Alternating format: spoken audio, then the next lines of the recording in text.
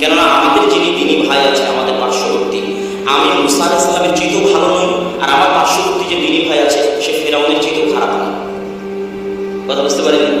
আমি মুসার চাইতেও ভালো নই, আর আমার পার্শ্ববর্তী যে ভাই আছে, যে শাহজালালের কবরে সিজদা করতেছে বা যে আপনার কৃষ্ণে বেদাতি, সে ফেরাউনের চেয়েও খারাপ নয়। তো মুসাকে যদি নির্দেশ দেওয়া হয় আলাইহিস সালাম ফেরাউনের মতো বড় কাফিরের সাথে ভালো ব্যবহার করার জন্য, তাহলে আমার মতো নগণ্য গুনাহগার আরেকজন হানাফি ভাই, তার সাথে কেন আমি ভালো ব্যবহার করব? এটা কিন্তু ইসলাম নয়। মুআমালাতের ক্ষেত্রে আমরা অনেক পিছিয়ে আছি। আমাদের মুআমালাতটা আরো ভালো করতে হবে। যাকে তাকে ইংলিশ বলা, শয়তান বলা, গালিগালাজ করা, এগুলো সালাফে সালেহিনের মানহাজ নয়। রাসূল সাল্লাল্লাহু আলাইহি ওয়াসাল্লাম চাইলে হিরাক্লিয়াসকে বলতে পারতেন চিঠি লেখার সময় যে ইয়া কাফির, ইয়া আইয়ুহাল কাফির, হে কাফির হিরাক্লিয়াস, ইসলাম গ্রহণ করো, আসলিম তাসলাম। তা না লিখে রাসূল সাল্লাল্লাহু আলাইহি ওয়াসাল্লাম লিখেছেন কি আজিমা রোম, হে রোমের মহান সম্রাট।